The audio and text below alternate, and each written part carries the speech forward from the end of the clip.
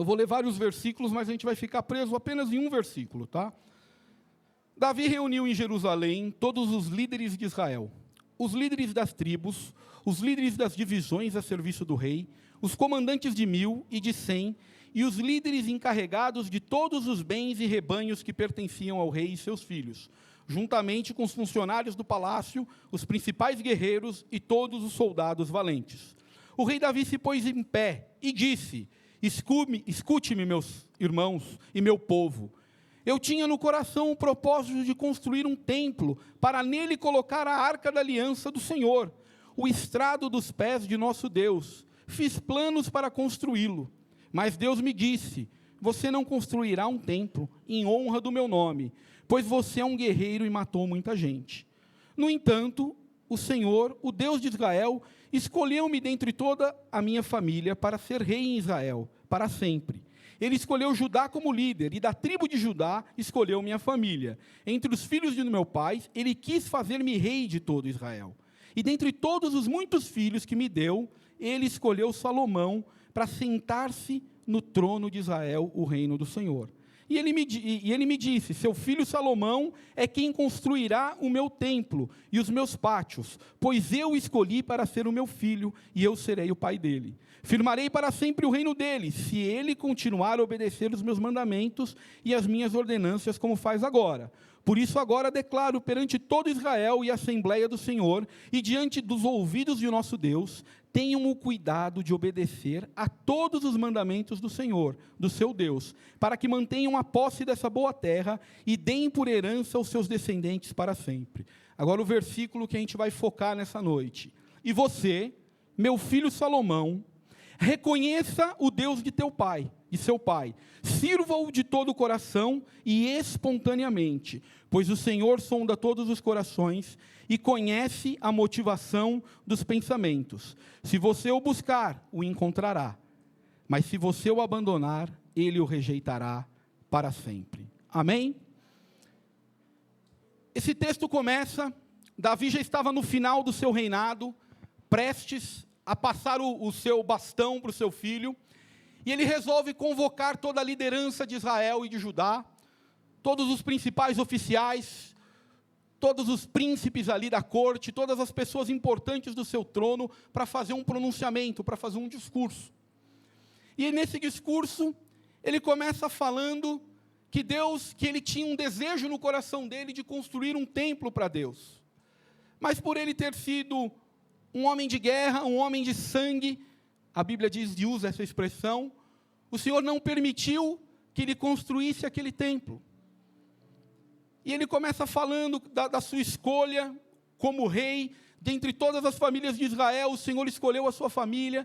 Ele começa ali discursando, mostrando que foi o Senhor que o colocou ali sobre Israel, que foi o Senhor que o escolheu.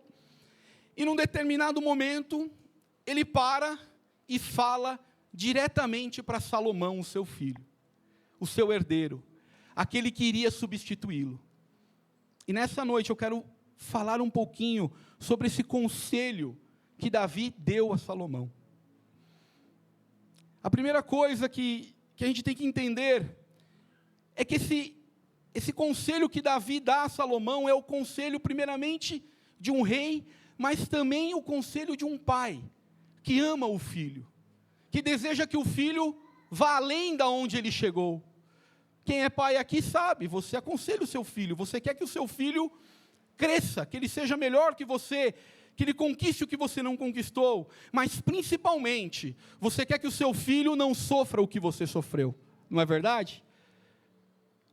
Você quer ensinar para o seu filho algo, para que ele não passe o que você passou. Você quer mostrar para ele, olha, siga esse caminho, porque eu sei que o caminho que você está trilhando vai te trazer sofrimento, vai te trazer dor. Não vá por ali. E é nesse espírito, tenho certeza, que Davi fala com Salomão. E o cerne desse conselho, o principal que a gente vê nesse conselho que ele passa aqui para Salomão, é que ele deseja que Salomão conheça a Deus. A principal razão desse conselho é que Salomão busque a Deus. Meus irmãos, nós vivemos tempo onde nós não temos mais buscado a Deus como deveríamos. Nós achamos que buscar a Deus é vir num culto de domingo, é participar de algum ministério apenas, é viver uma vida religiosa. E eu creio que Davi queria mostrar para Salomão, que já participava e que já tinha essa vida religiosa, esse contexto, que buscar a Deus era mais do que isso, estava além do que isso. Meus irmãos, eu quero que você faça um exercício e seja sincero. Nós vamos ceiar hoje, vamos falar com Deus, vamos participar do corpo de Cristo e do seu sangue. Será que eu e você temos buscado a Deus? Será que eu e você queremos verdadeiramente conhecer a Deus? Será que eu e você, quando acordamos, a primeira coisa que falamos é: Senhor, eu quero te conhecer mais hoje? Será que quando acordamos, nós falamos para Deus: o que eu preciso fazer hoje para te conhecer um pouco mais?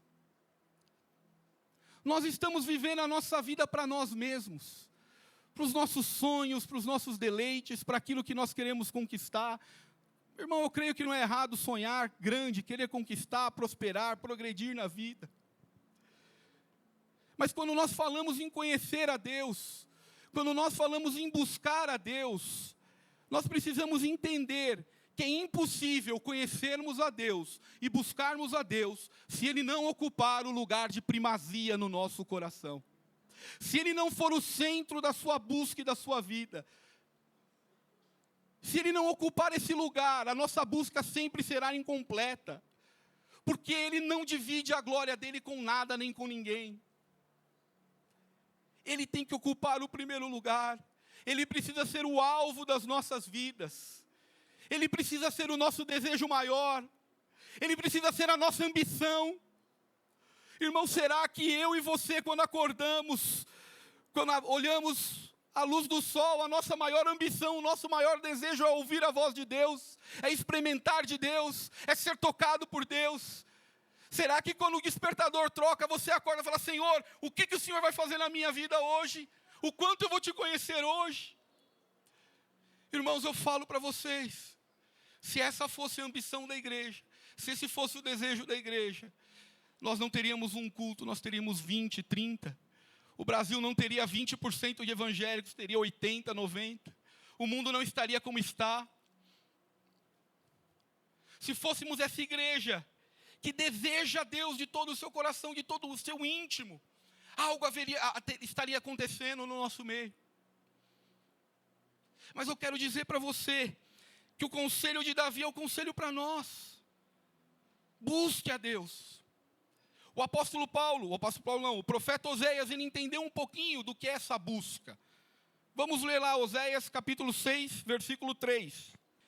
Conheçamos o Senhor, esforcemo-nos por conhecê-lo, tão certo como nasce o sol, ele aparecerá e virá para nós como chuvas de inverno, glória a Deus, como as chuvas de primavera que reguem a terra.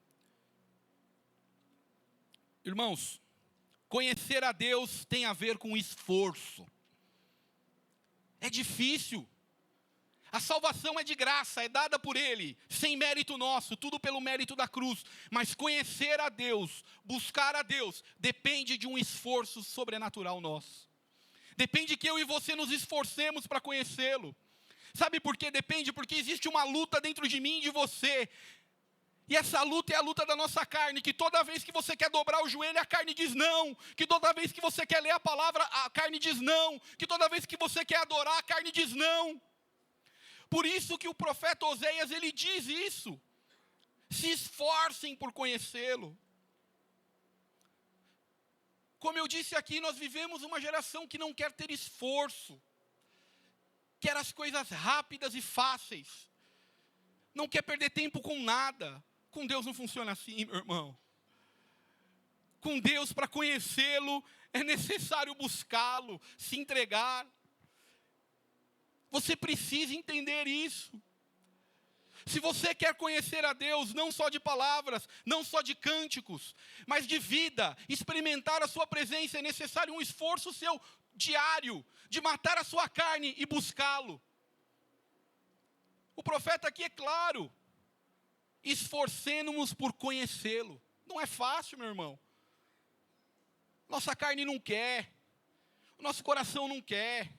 A gente quer tudo, menos a presença de Deus. Menos dobrar o joelho, menos orar. A gente fala que quer conhecê-lo, mas não quer, irmão. E o profeta aqui, ele diz isso. Outra coisa, outro texto maravilhoso, em Jeremias. Jeremias 9, 23, diz assim, ó: assim diz o Senhor. Vamos ver o que motivava Jeremias. Será que Jeremias queria...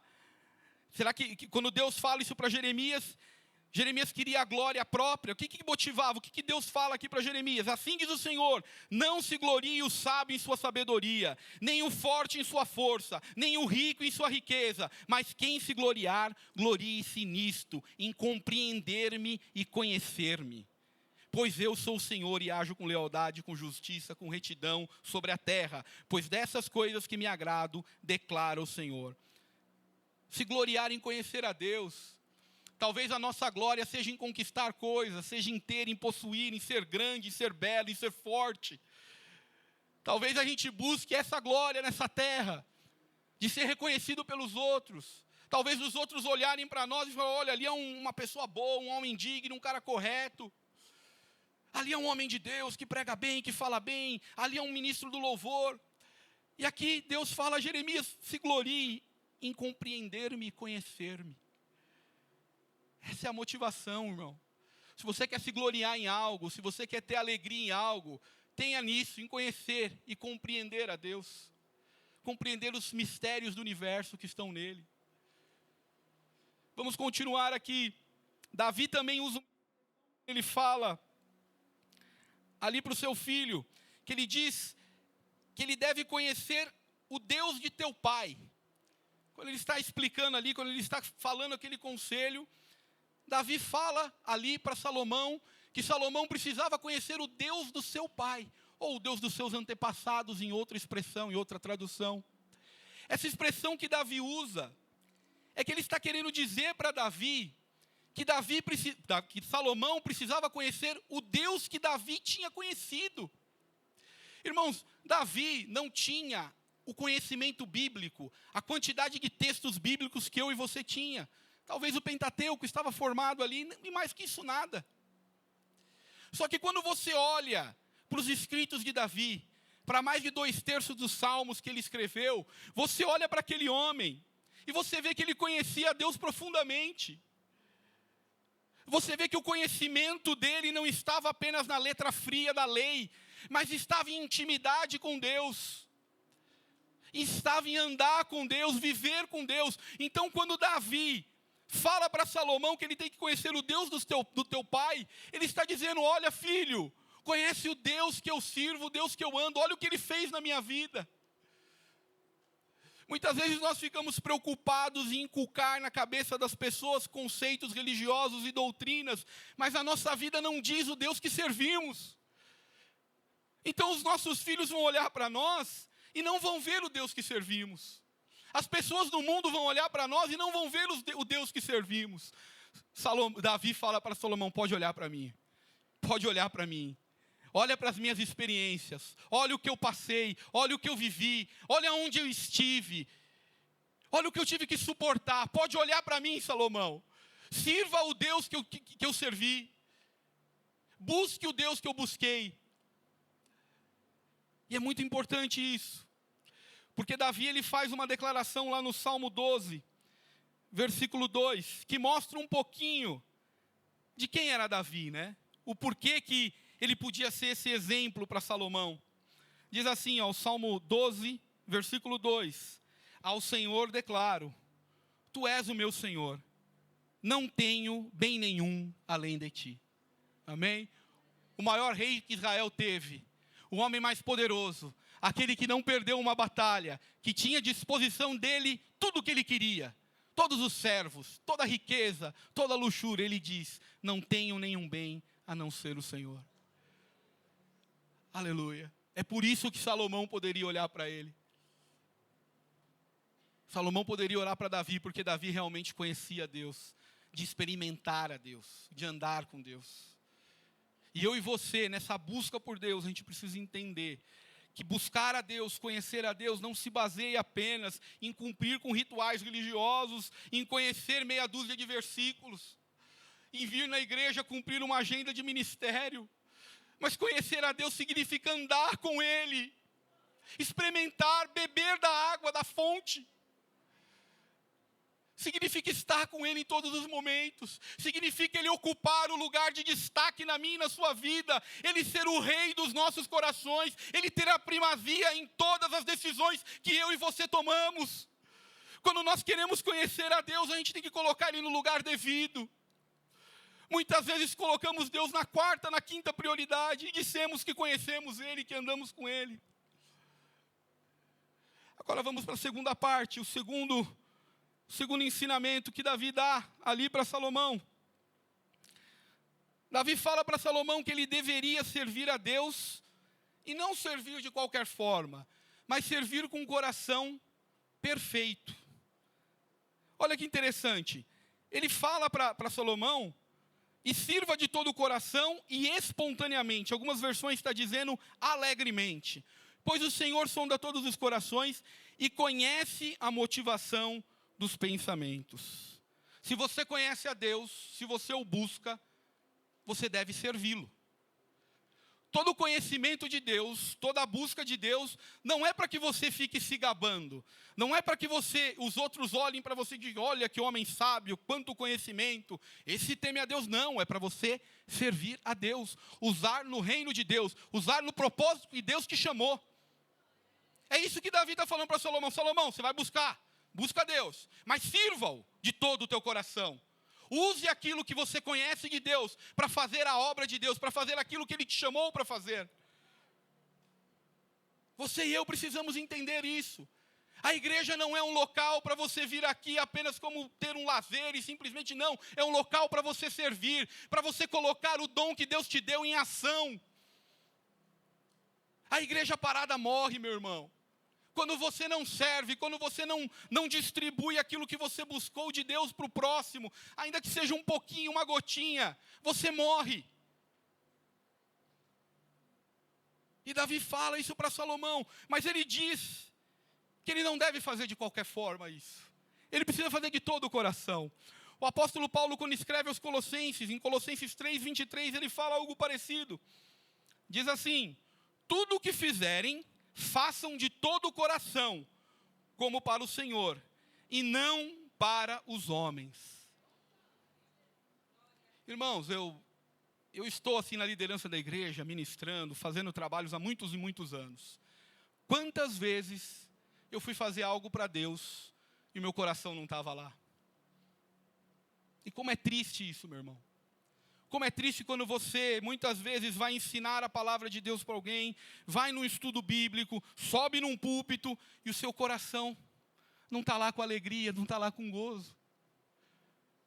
A coisa mais linda que tem é quando você vê uma pessoa fazendo a obra de Deus com alegria e com o coração cheio.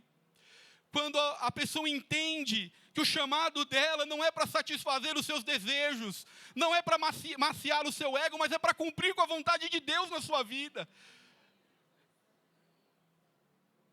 Quando ela entende que isso é a razão da vida dela.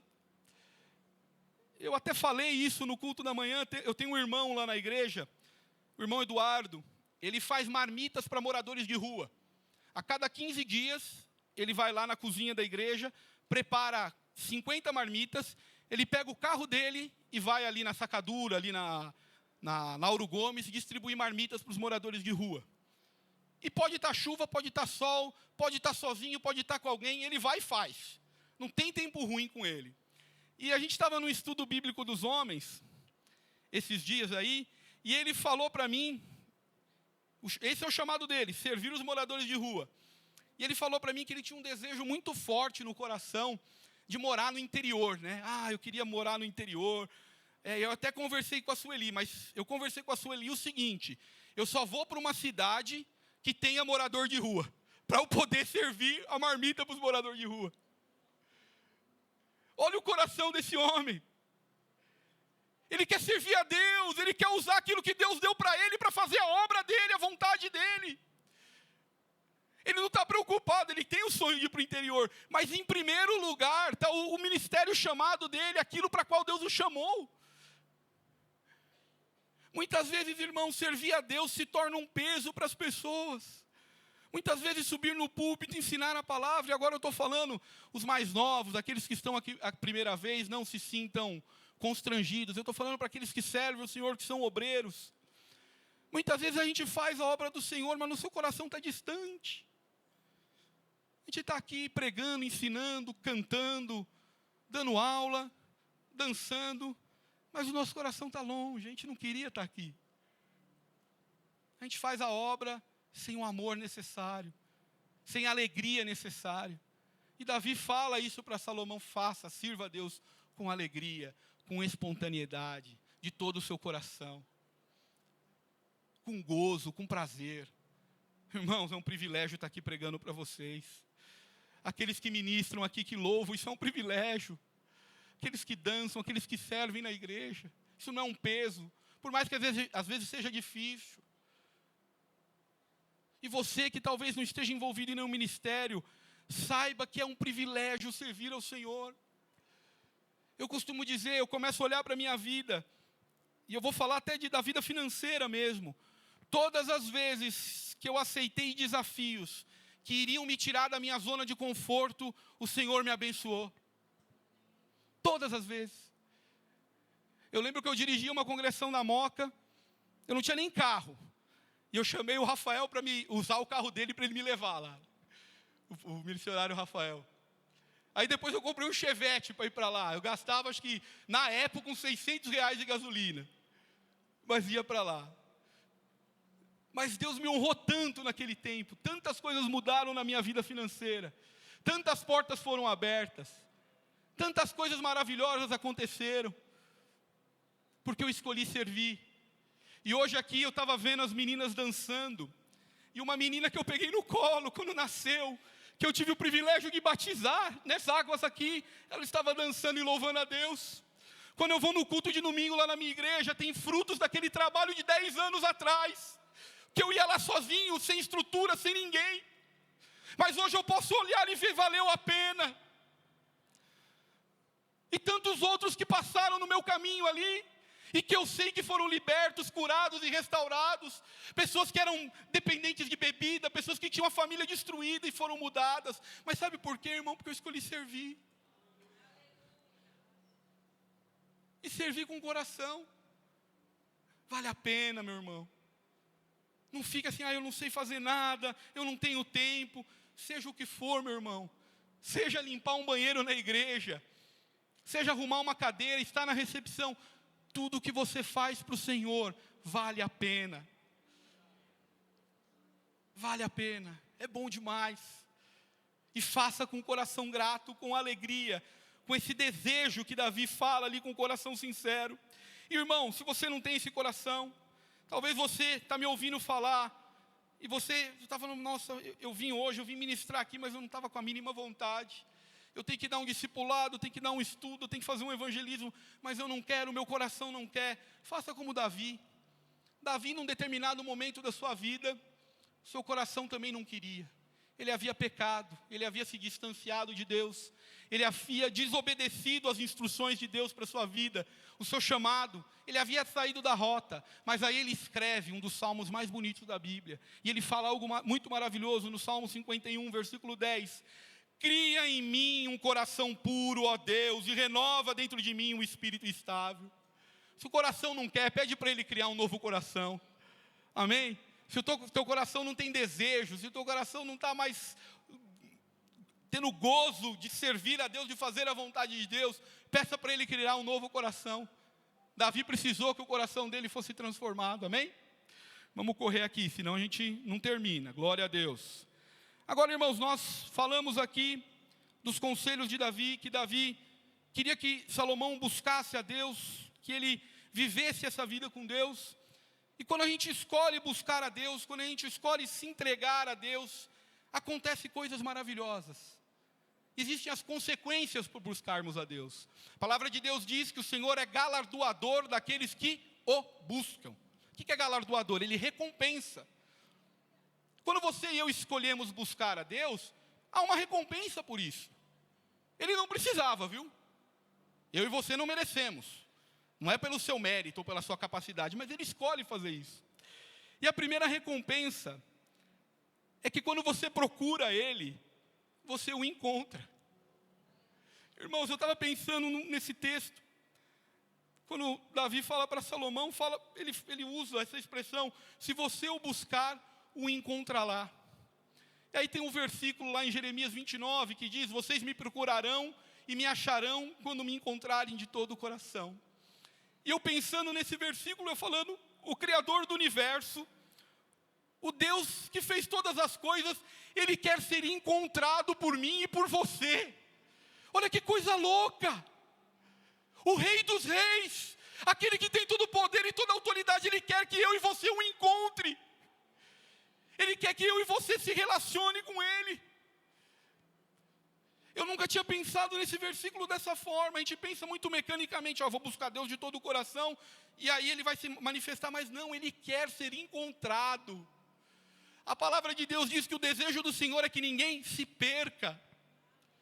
Ele quer que eu e você tenhamos um encontro poderoso com Ele, que eu e você experimentamos a Sua presença, que eu e você sejamos tocados pelo Teu amor e pela Sua glória. Diante disso, a gente vai ficar parado, sabendo que o Criador quer que você o encontre, você não vai buscá-lo. Sabendo que o Rei dos Reis deseja se manifestar a você, você vai ficar inerte. Ele está dizendo: me procure, que você vai achar. E sabe por quê? Quando você encontra Deus, você vai encontrar tudo aquilo que você precisa.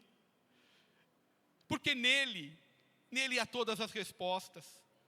Nele há todo o consolo. Nele há toda a cura. Nele há toda a paz. Nele há toda a restauração. Nele é tudo. Tudo que você precisa está nele, na figura e na presença de Jesus. E Ele quer te dar. Ele quer se manifestar.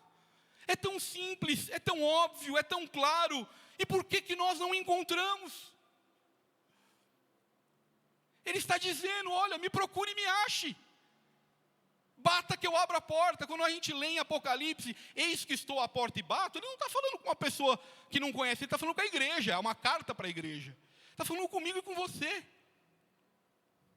Por isso que a gente volta lá no começo: buscar a Deus tem a ver com a minha e com a tua atitude. O Senhor é diferente de Satanás, muito diferente. O diabo vai entrar na tua vida e vai destruir. Você pode querer ou não, se você der uma brecha, se você abrir uma porta, ele vai entrar lá e vai arrombar e vai destruir a tua vida. Agora com Deus não, Deus é um cavalheiro. Ele não vai entrar, mexer na sua vida se você não abrir a porta para Ele. Se você não dizer: Senhor, aqui o meu coração, aqui o porão da minha alma, entra aqui, toca, muda a minha vida. Ele respeita a sua decisão. E qual vai ser a sua decisão essa noite? Será que a sua decisão vai ser ficar inerte? Deixar que mais um culto se acabe e você vai para casa e talvez, poucas horas depois, tudo que foi falado aqui se esvaineceu e você não vai lembrar de mais nada? Ou você vai buscá-lo de todo o coração, de toda a sua força, com toda a sua alma? Amém? Outra consequência quando buscamos a Deus é que somos supridos em nossa necessidade. Há um texto que vocês conhecem, devem conhecer melhor do que eu, que lá em Mateus 6:33, buscai, pois, em primeiro lugar o reino do céu e a sua justiça, e todas, não uma, não duas, todas as demais coisas vos serão acrescentadas. Quando você busca a Deus, Ele supre a tua necessidade. Irmãos, notem, a gente não merece nada, mas Ele faz tudo por amor. Quando você escolhe buscá-lo, se esforçar em conhecê-lo, quando você escolhe buscá-lo de todo o coração, Ele faz o resto, meu irmão. Ele supre a tua necessidade. Ele vai fazer aquela conta ser paga. Ele vai trazer o alimento quando você precisa. O povo no deserto, o maná chegava. Não é verdade? Não faltava. Ele supre, Ele cuida. E por que a gente não busca? Terceira, que eu acho maravilhoso, quando você e eu escolhemos buscar a Deus, nos esforçamos em buscar a Deus, nós passamos a ter intimidade com Ele. Irmãos, intimidade tem a ver com o tempo que você passa com alguém. Você só vai ter intimidade com alguém se você passar tempo com essa pessoa. Você tem intimidade com a tua esposa, você acorda, almoça, janta, ela está todo o tempo com ela lá. Intimidade com Deus é construída.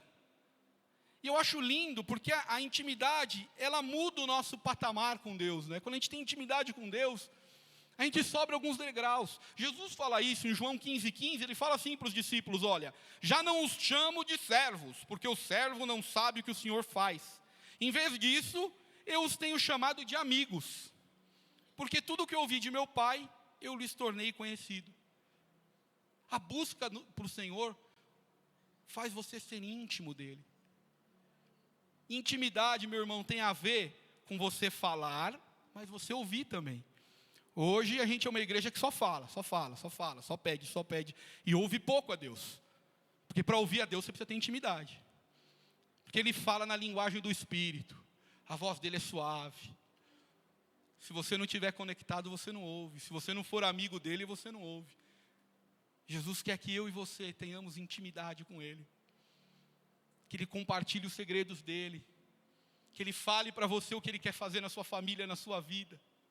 Tem um texto maravilhoso de um outro amigo de Deus, que foi Abraão, diante de Sodoma e Gomorra, prestes a destruir aquelas duas cidades. Abraão começa a argumentar com Todo-Poderoso. Não, Senhor, não, se tiver 20, se tiver 30, não destrói não, tem meu primo Ló está lá. Quem fala assim com Deus? Só quem é íntimo. Quem é capaz de mover o juízo de Deus? Só aquele que é íntimo. Quando Deus queria destruir Israel por causa da idolatria, da desobediência, quem foi falar com Deus? Foi falar Moisés. Falou, Senhor, não faça isso. Ele intercedeu pelo povo. Deus ouve aquele que é íntimo com Ele. Se você não tem intimidade com Deus, Ele não vai te ouvir, meu irmão. Ele gosta da intimidade. Isso é uma bênção para mim e para você. Olha quantas coisas, quando a gente escolhe buscar a Deus, a gente vai encontrar. A gente vai ter as nossas necessidades supridas. A gente vai se tornar íntimo. Eu não sei vocês, irmãos, mas eu fico olhando às vezes alguns programas. Eu gosto muito de astronomia. Tem alguns cientistas, né? Tem um cientista ateu que toda vez que ele fala, eu creio mais em Deus. Porque ele começa a falar assim, olha, eu não acredito em Deus, mas eu não consigo explicar. É tão impossível que a vida se formasse sem uma explicação lógica. Ele começa a usar um monte de termo, de expressão. Eu olho para ele e falo, acredito cada vez mais em Deus. Quero cada vez mais conhecer a Deus. Tem a ver com intimidade, meu irmão. A gente precisa ter intimidade com Deus. Quarto aqui, quando conhecemos e buscamos, temos a certeza que estaremos seguros e em paz. Olha que promessa maravilhosa. Lá em Filipenses, quando Paulo escreve aos Filipenses, ele diz assim, e a paz de Deus, que excede todo entendimento, guardará os seus corações e as suas mentes em Cristo Jesus. Eu gosto dessa expressão, guardará os seus corações e as suas mentes. Irmãos, o que acontece hoje? Qual é a maior doença da humanidade hoje? Não é a depressão, não é a angústia da alma, não são os problemas psíquicos que afetam as pessoas. Quando você escolhe buscar a Deus, Ele guarda a sua mente e o seu coração. Ele te blinda de tudo que é sujo, tudo que é podre, tudo que esse mundo tenta te destruir e fazer você olhar a vida de outra maneira. A paz de Cristo te guardará o coração e as suas mentes. Amém? Agora eu tenho que falar das consequências de não buscar a Deus, de abandonar a Deus, porque foi isso aqui que Davi orienta, né? Davi orientou ali Salomão, para que ele não abandonasse. A primeira coisa, meu irmão, quando eu e você deixamos de buscar a Deus, quando nós abandonamos, quando relegamos Deus em segundo plano na nossa vida, é que a proteção divina é retirada. O Salmo 91 diz assim, aquele que habita no abrigo do Altíssimo, descansa à sombra do Todo-Poderoso. Pode dizer ao Senhor, tu és o meu refúgio e minha fortaleza, o meu Deus em quem confio. Mas quem pode dizer isso? Aquele que habita. Se você não habita, não é porque Deus não quer te proteger, não é porque Deus não te ama, é porque você saiu do esconderijo do Altíssimo. Você deixou de estar debaixo da proteção dEle. E meu irmão, aí o negócio é complicado. Aí o diabo vem para cima. E eu, meditando nessa palavra, eu estava pensando em quantas pessoas sentaram aqui nesses bancos e hoje não estão mais na casa de Deus. Se desviaram, deixaram de buscar a Deus, deixaram de colocar o Senhor em primeiro lugar nas suas vidas. A proteção de Deus se retirou deles e suas vidas foram destruídas. Muitos até morreram. Nessa manhã eu contei o testemunho. Acho que o Cleiton está aí. Cadê o Cleiton? O Cleiton vai lembrar. Uma sexta-feira à noite, antes de uma vigília, o Leandro, que era um irmão muito querido, passou aqui na frente. O Cleiton parou ele e falou: irmão, sobe aqui para a vigília. Não vai embora não. Ele estava desviado. Esse irmão não ouviu o Cleiton, foi para um forró na rua Qatar, na Palmares, e morreu com 13 tiros na mesma madrugada. Na mesma madrugada. Deus não queria cuidar dele, ele que não queria a proteção de Deus. Ele abandonou a proteção de Deus. Ele deixou de buscar a Deus e de conhecer a Deus. Outra consequência quando nós não buscamos a Deus é que nós perdemos as bênçãos que são condicionadas à obediência. Irmãos, a salvação é pela fé em Jesus Cristo. Mas as bênçãos que Deus tem para nós, elas têm a ver com obediência a princípios da palavra de Deus. Quando você deixa de buscar a Deus, quando você deixa de servir a Deus, de estar na presença de Deus, as bênçãos que são condicionadas à obediência da palavra, deixam de chegar na sua vida. Então muitas vezes os irmãos estão passando por dificuldades, sejam financeiras, sentimentais, emocionais, sejam o que for, é porque deixaram de buscar a Deus. Deixaram de fazer a vontade de Deus. E a bênção não vai chegar, meu irmão. Se você ler Deuteronômio 28, vocês vão ver. Você faz e é abençoado. Há princípios na palavra de Deus que não vão mudar. Se você fizer, Deus abençoa. Se você não fizer, você não vai ser abençoado. E a terceira consequência, a pior de todas, quando nós deixamos de buscar a Deus, é que podemos nos perder sem que haja volta, como foi o caso do Leandro. Você começa a se distanciar de Deus, começa a deixar de buscar a Deus, de estar na presença de Deus, de estar na casa de Deus, de estar vivendo comunhão com Deus. Você vai se esfriando e talvez não haja tempo de voltar. A gente vê isso na Bíblia. A gente vê isso com Saul, por exemplo. Saul foi um grande rei. Foi o primeiro rei de Israel. A Bíblia fala que ele era um profeta, que ele era um homem forte, que ele era um homem poderoso, ele profetizava. Mas esse homem, obstinado, começou a pecar. Seu coração se endureceu. E a palavra de Deus diz que o Senhor o rejeitou, que o Senhor tirou ele do trono. E sabe o que ele fez quando o Senhor o rejeitou? Ele não dobrou os seus joelhos, se arrependendo dos seus pecados, mas ele continuou errando, desobedecendo, indo contra a vontade de Deus. E ele acabou morrendo sem a presença de Deus. Se eu e você não tomarmos cuidado, pode acontecer conosco. Será que a gente é muito melhor que Saul? Hein? Um profeta de Deus? Se eu e você deixarmos de buscar a Deus, será que essa semente do pecado não pode aumentar no nosso coração ao ponto de nós nos distanciarmos de Deus? Esse menino que eu falei para você aqui, o Leandro, quantas e quantas vigílias eu estava do lado dele, ele pulando de alegria, cultos de jovens, ele era um homem, um menino bem extrovertido, louvando a Deus, adorando a Deus. Saiu da presença de Deus, começou a usar droga e perdeu sua vida. Num forró, às 3 horas da manhã, com 13 tiros. Há um texto que fala um pouco sobre essa preocupação que eu e você temos que ter em buscar a Deus. Está em Hebreus capítulo 10, versículo 26. Se continuarmos a pecar deliberadamente, depois que recebemos o conhecimento da verdade, já não resta sacrifício pelos pecados, mas tão somente uma terrível expectativa de juízo e de fogo, que consumirá os inimigos de Deus. O evangelho é sério, meu irmão. Viver com Deus é sério. É uma decisão séria. Eu sei que às vezes assusta. Ela é séria. Ela é difícil. mas ela é maravilhosa ao mesmo tempo, porque você tem à disposição toda a presença do Criador. Amém?